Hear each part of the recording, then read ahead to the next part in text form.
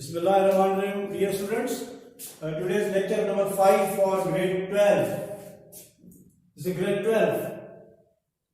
So, we start today the topic chlorides of period 3 elements. Yesterday we done this chlorides. Yes, yesterday we done these chlorides. Now, questions if you are going to solve for this topic chlorides. Yesterday, if you see the topic 13.15 topic, yesterday we completed this. So there are quick quizzes. Which are the following in acidic solution with water? Acidic solution: magnesium chloride,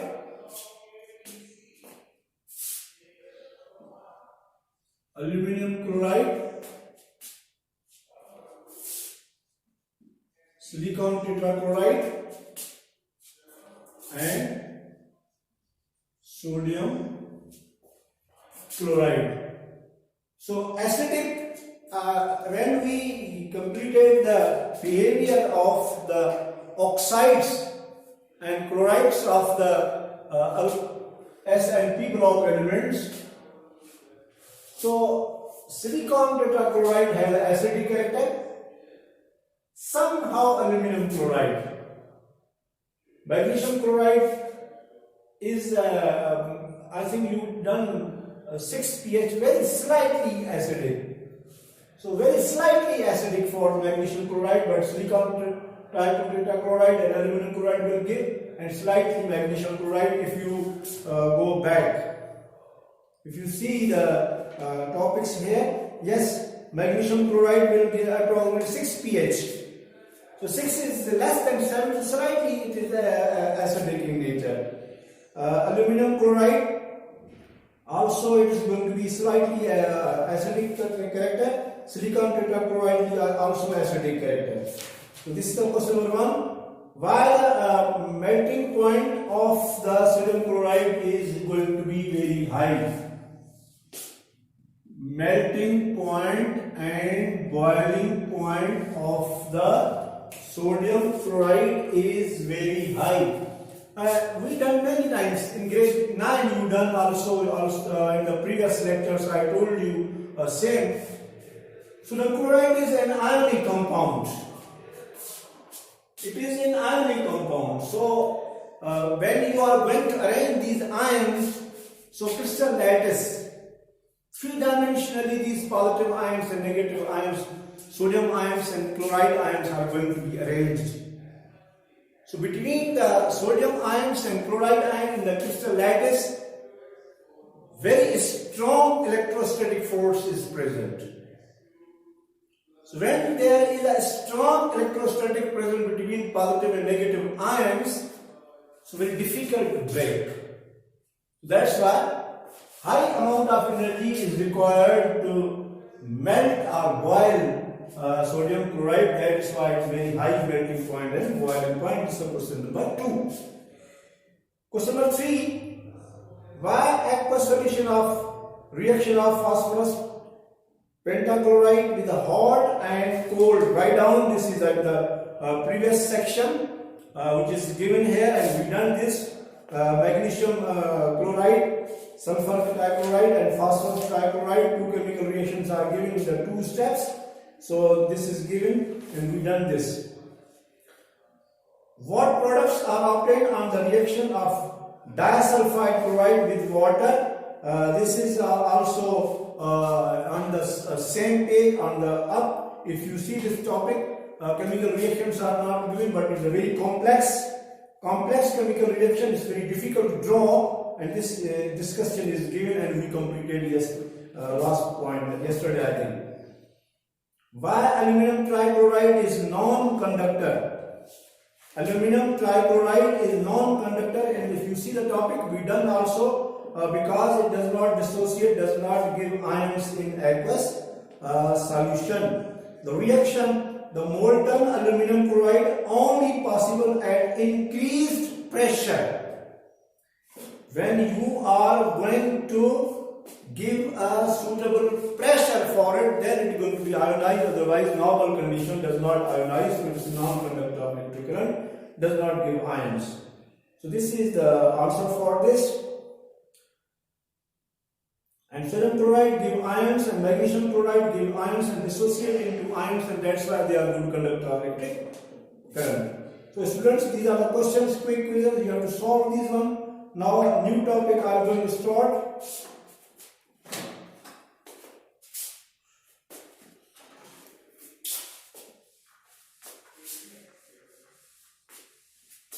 New topic is hydroxides of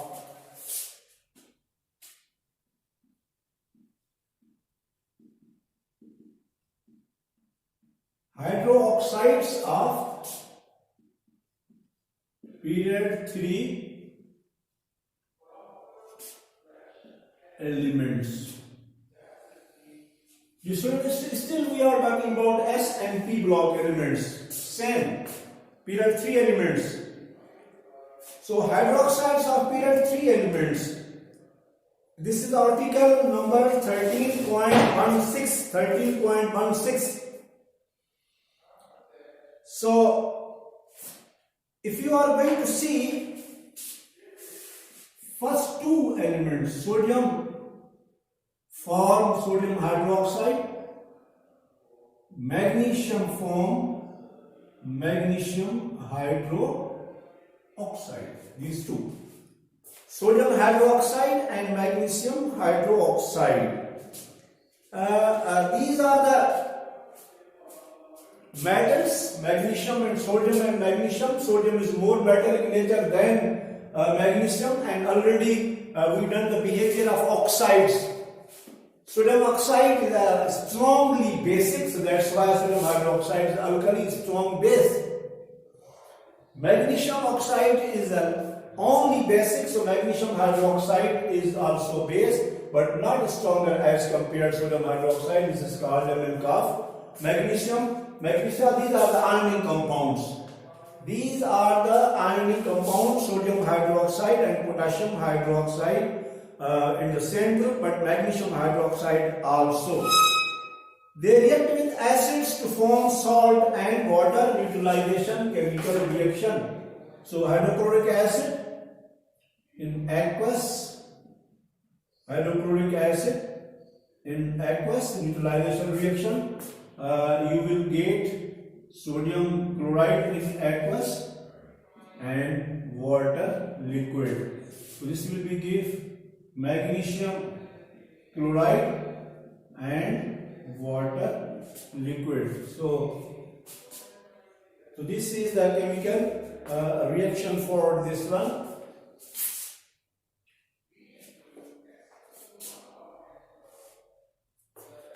So these are the reactions for the sodium hydroxide and magnesium hydroxide. So colorless solution of sodium chloride is formed and magnesium chloride is formed. Aluminium chloride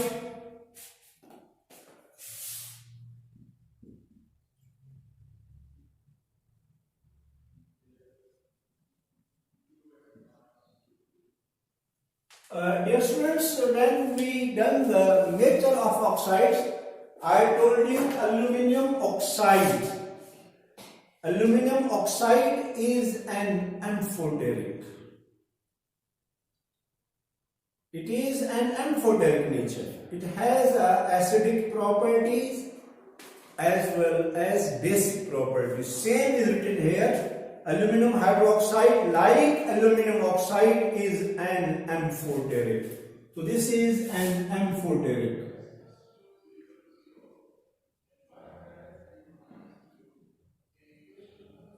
It can react with acid, also it can react with base. So aluminum hydroxide reacts with hydrochloric acid to form aluminum chloride and water. Aluminum chloride is formed and also water is going to be formed.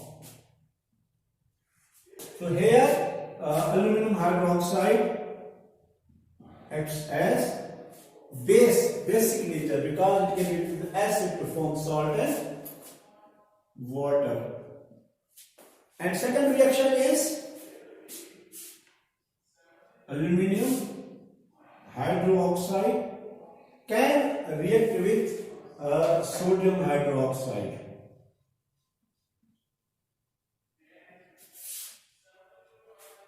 It can react with sodium hydroxide to form sodium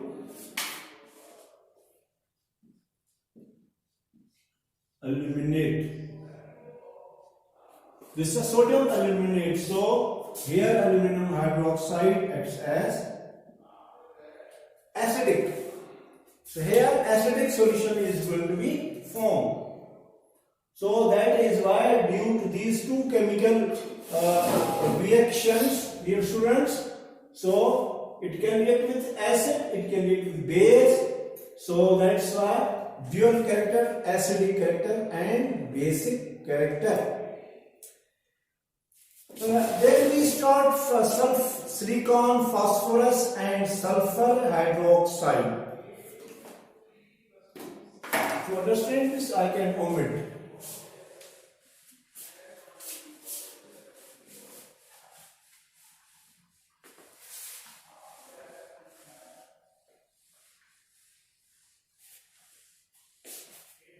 Now, remaining elements are, after this, sodium, magnesium, aluminum, then silicon, phosphorus, sulfur, chlorine, argon. So from sodium to magnesium, both are metallic and metal character decreases from left to right. Aluminum oxide gives the amphoteric, then the non-metallic character starts and they give acidic. So that is why their bonding is covalent. They form covalent bond. Written in your book, hydroxides of silicon, phosphorus, sulfur, they have a covalent nature, covalent bonded. So these compounds are acidic in nature. They are going to be formed acidic, from weak acid to strong acid towards the chlorine. So that is why their structures are covalent and the structures are given here. There are other acids also containing hydroxyl ions. So one is called orthosilicic acid.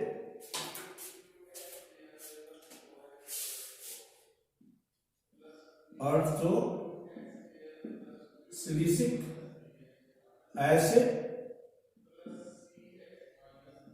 like this one. So if you draw a structure, silicon,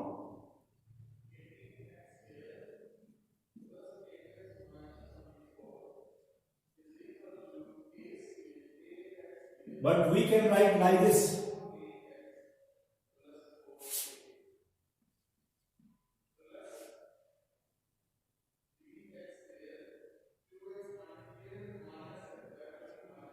Like this one.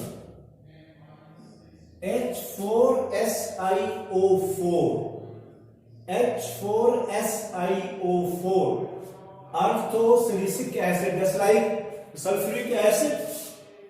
H2SO4. Phosphoric acid. H3PO4. Perchloric acid. HClO4. So that's why orthosilicic acid H4SiO4, because 4 hydroxyl ions are surrounding it. So 4 hydrogen and 4 oxygen. That's why the formula is H4SiO4. So this is a very weak acid, orthosilicic acid. Then there is a phosphoric acid, orthophosphoric acid.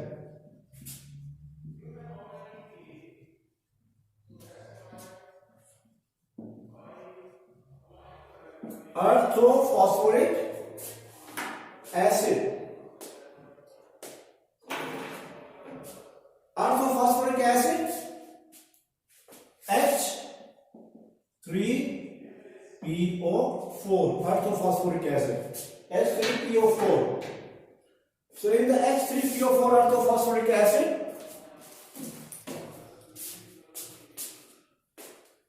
So there are 3 hydrogen atoms, not 4. There are 3 hydrogen atoms. So due to this reason, phosphorus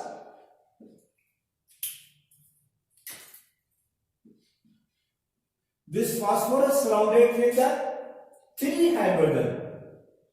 So due to this reason, there is the one oxygen here like this one.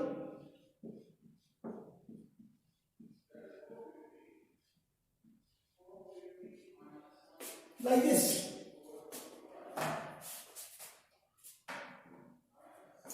Like this one. Phosphorus, oxygen double covalent bond, oxygen and hydrogen single covalent bond. So H3, 1, 2, 3. P, center, oxygen, 4, 1, 2, 3, 4. So this is the structure of orthophosphoric acid, weak acid, or we call phosphorus 5 acid because the oxidation number of phosphorus is 5 due to this reason. Then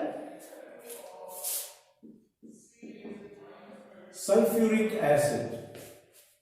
Sulfuric acid contains only 2 hydrogens, so that's why sulfur.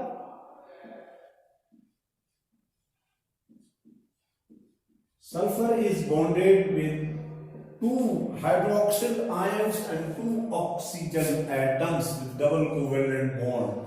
So double covalent bond is between the oxygen and oxygen, so that's why the valency of sulfur. So 5 valency, 4 valency, 6 valency. There are 4, 1, 2, 3, 4. And here 2, 3, 4, 5. And 2, 2, 4, 5, 6. 6 group, 4 group, 5 group. So 2 oxygen atoms are surrounding and 2 hydroxyl. The formula is H2SO4. So this is the sulfuric acid.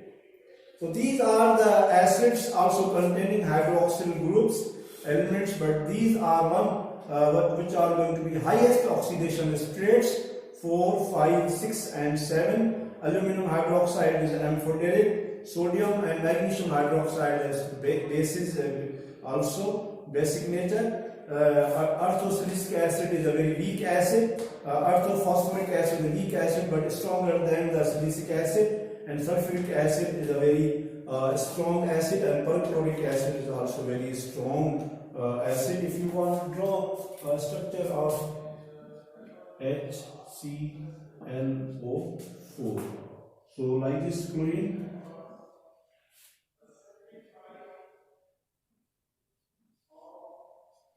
maybe like this one, maybe like this,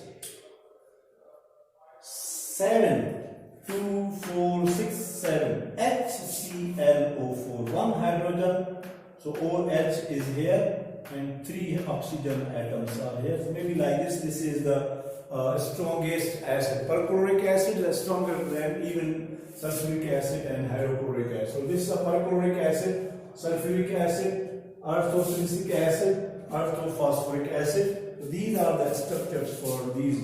So there are quick quizzes, must solve them. Exercise questions and quick quizzes. Justify sodium hydroxide and magnesium hydroxide, basic nature, they have hydroxyl ions. Magnesium hydroxide and sodium hydroxide, they have hydroxyl ions. They can react with acid to form salt and water. They dissociate into ions in hydroxyl ion in water, and they can react with acids to form salt and water. That's why they are basic in nature. But if you have a litmus paper, if you have a pH paper, you can also identify them. Justify aluminum hydroxide is an unfolded oxide. In the previous the equations are given because aluminum hydroxide can react with acid, it can react with base, so it shows the unfolded nature. This is a quick quiz. Now, dear students, now we start new topic. I think it is clear for you.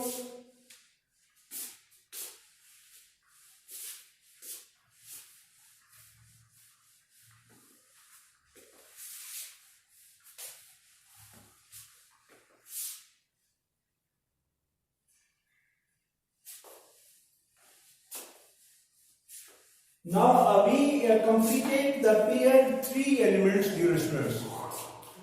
Period 3 elements we finished. Now we start group 1 elements.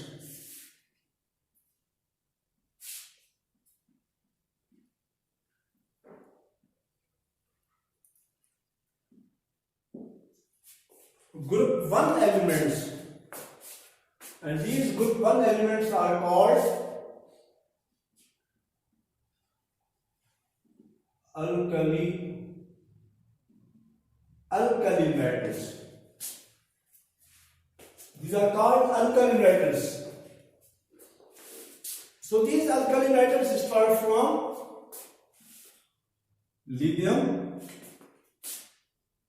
sodium, potassium, rubidium, we call cesium or calcium, and francesium.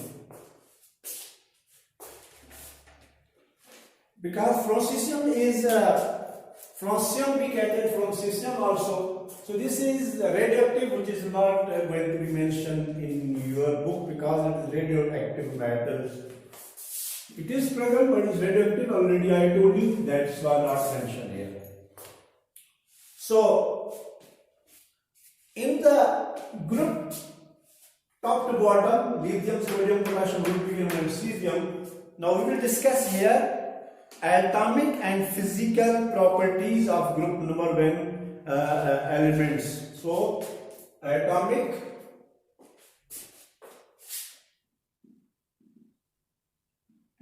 and physical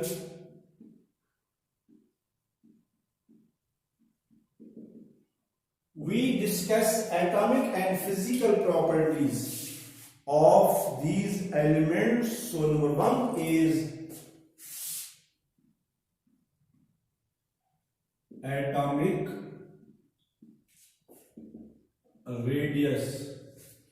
So as I discussed in the very first lecture, for the period number 3 elements, that atomic radius and atomic size increases from top to bottom.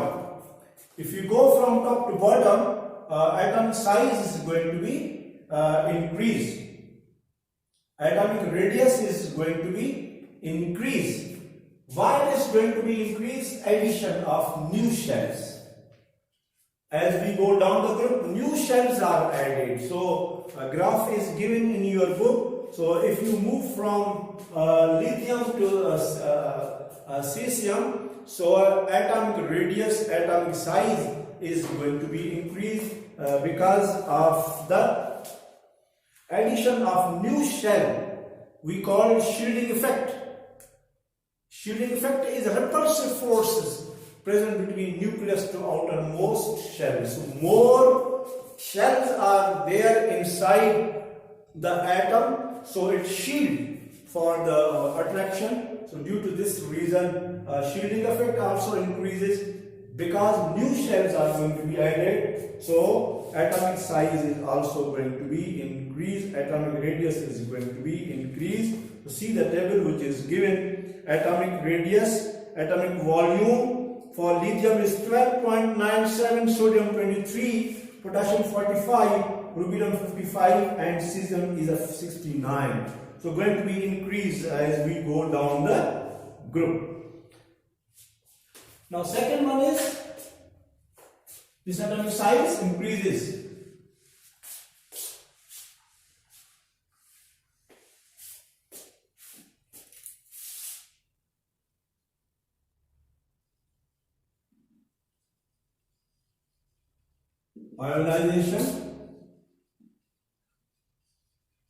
Ionization energy, or we call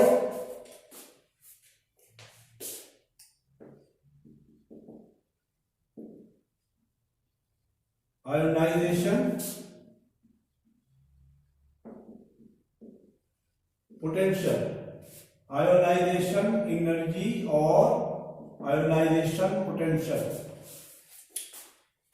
These you done in the lower classes. ionization energy and ionization potential. The minimum amount of energy is required. The minimum amount of energy is required to remove the electron from the valence shell of an atom which is loosely bonded to form in gaseous state to form a positive charge. Electron is removed to form positive charge.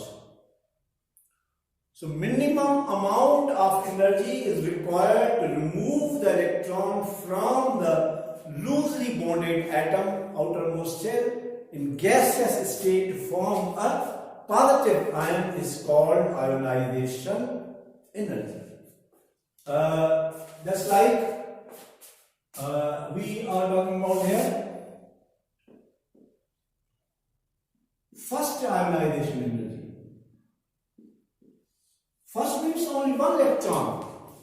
Remove only one electron. The amount of energy is required to remove one electron from the atom loosely bonded in a gas state to give a positive charge. Energy is required, we need. So, dear students, we know that group number 1 elements from lithium to cesium, they have general electronic configuration NS1. NS1. N is a principal quantum number. Lithium is a 1s2. This 1s2, 2s1, 3s1, 4s1, 5s1, 6s1. So this is the principal quantum number of shells. So this is the general electron configuration NS1, one electron is present. So as I told you that ionization energy decreases as we go down the group because number of shells are going to be added. So number of shells is going to be increased. 2 shells, 3 shells, 4 shells, 5 shells, 6 shells. So that is why if I remove the electron from lithium to cesium, so we need less amount of energy. Decreases as we go down the group, this amount of energy decreases. So this is called a ionization energy. So this is a metal, should be in a gaseous state. So the amount of energy is a zero charge. So it gives a positive 1, metal positive 1 charge, 1 electron is going to be removed in a gaseous state, and this is the 1 electron is going to be removed, and we need amount of energy. So this is the ionization energy. So ionization energy, if you see the graph, slowly and gradually it is going to be decreases from top to bottom. Alkali metals, they have very low ionization energy as compared to the other group of the elements in the periodic table because they have only 1 electron in the valence shell. So due to presence 1 electron, so that is why it can be removed very easily. So they have the least ionization energy. They have a very more metallic character, weak bond is there. Easily electron can be removed. So lithium to cesium, so you can see the first ionization energy of group of one element, it is going to be decreases. So this is number 1.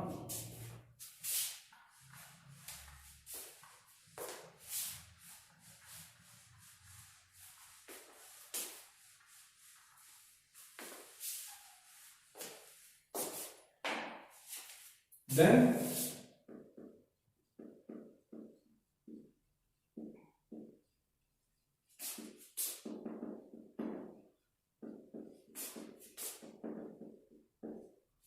electronegativity. Then there is electronegativity. Electronegativity is the ability of an atom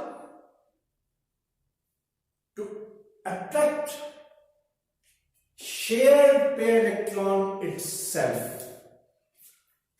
The ability of an atom to attract shared pair electron itself is called electronegativity. So you know, alkali metals, they have only one electron in the valence shell, and as we go down the group, number of shells are going to be increased. The distance from the nucleus to outermost shell is very high, so they are not going to be attract electron. They are electropositive. They are not electronegative. But if we compare from lithium to cesium, so this lithium has very small size. Only 2 shells are there, and cesium has the largest size. If you compare, then we can say from these elements, lithium is a more electronegative and cesium is the least electronegative. So electronegative character decreases as we go down the group. So as you see the table here, electronegativity for these elements, lithium, sodium, potassium, rubidium and cesium, so electronegativity is going to be decreased. If you see the graph, dear students, electronegativity of potassium and rubidium. Potassium and rubidium you will find approximately similar, same. This is due to the structure of the sodium and rubidium. Structural size, nature of the structure. So due to the nature of the structure, the electronegativity of potassium and rubidium, there is equal, approximately equal. So this is energy of atom is going to be absorbed when we are going to remove the electron. So amount of energy, so this electronegativity means the ability of an atom to attract shell electrons. So in the very first lecture I told you, fluorine is the most electronegative according to Pauling scale 4 electronegativity. And cesium and francium because it is radioactive element, again I am telling you. So cesium, because there are compounds of cesium, that's why. So cesium is the most electropositive, least electronegative. Fluorine is the most electronegative element according to Pauling scale. So there is another thing also. These elements, alkali metals, they impart characteristic flame on the Bunsen burner. So just I am giving you example. If you at your home there is common salt, sodium chloride, and if you put on the fire, it gives a golden color. Golden yellow color it will give. Or you can see street lights, hospitals, airports, street lights. These are called sodium vapor lamps. So golden yellow color is formed. Potassium give a violet color, sodium give a yellow color, and different elements give different colors on the flame. So this is called a flame test. We call flame test. The properties of alkali metals to give a coloration on the Bunsen flame. So this is used for detection of the elements. Just like because of all these are colorless salts, white solid salts, crystalline salts. So if we have a sodium chloride and if we have potassium chloride, so how I can identify, because both have the same color, so I put on the Bunsen flame. So sodium chloride will give a golden yellow color and potassium will give a violet color. So that's why you can identify them. So this is for the identification for this one. So we are going to finish up to here. Inshallah, next time we have another topic, melting point and boiling point. This is different. That's why go through these topics and you have to see very well, and also solve exercise questions. So please bring your books. You should have books and pen, pencil, because you have to solve the questions. So thank you very much for this.